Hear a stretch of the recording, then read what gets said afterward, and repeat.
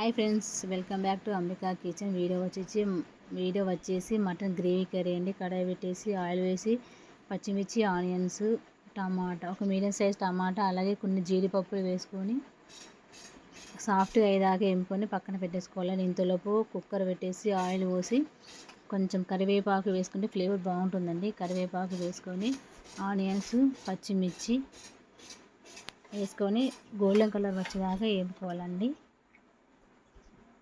అలాగే హోల్ గరం మసాలా వేసుకోవాలి. 2 బిర్యానీ ఆకులు వేసుకొని గోల్డెన్ కలర్ వచ్చేదాకా వేపుకోవాలండి.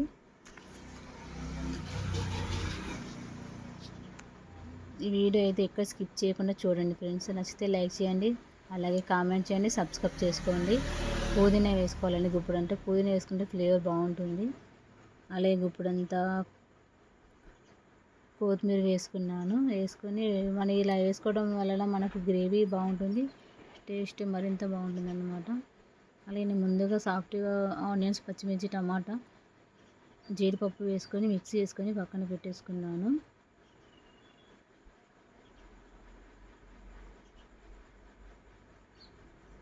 ఇప్పుడు ఉల్లిపాయలు అంతా సాఫ్ట్గా అయిపోయిన తర్వాత గోల్డెన్ కలర్ వచ్చిన తర్వాత మనం మిక్సీ వేసుకున్న పేస్ట్ని వేసుకోవాలండి.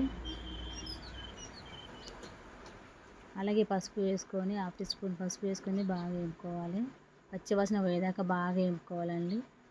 అలాగే 2 స్పూన్స్ అల్లం వెల్లుల్లి పేస్ట్ వేసుకోవాలి.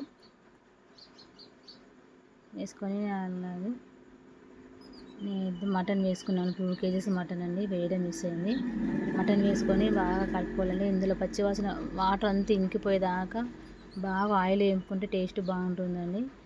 2 kgsకి 2 గరిటెలు కారం వేసుకున్నాను. పర్ఫెక్ట్గా అయిపోయిందండి. కారం లేదు, చూడడానికి రెడ్డిగా ఉంది, కారం అయితే లేదు. చాలా బాగుంది.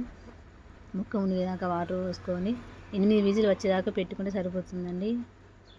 నాకైతే పర్ఫెక్ట్గా ఉడికిపోయింది. అలాగే కొంచెం కొత్తిమీర, ధనియా పౌడరు, కొంచెం గరం మసాలా వేసుకొని సాల్ట్ వేయడం కూడా మిస్ అయింది ఫ్రెండ్స్. సాల్ట్ని అంత ముందుకే వేసాను. అంతే అండి. ఎంత టేస్టీకరమైన మటన్ కర్రీ చాలా బాగుందండి. పూరికైనా, చపాతీకైనా, బగారా రైస్లో అయితే ఇంకా చాలా బాగుంటుంది. Thanks for watching. Bye friends.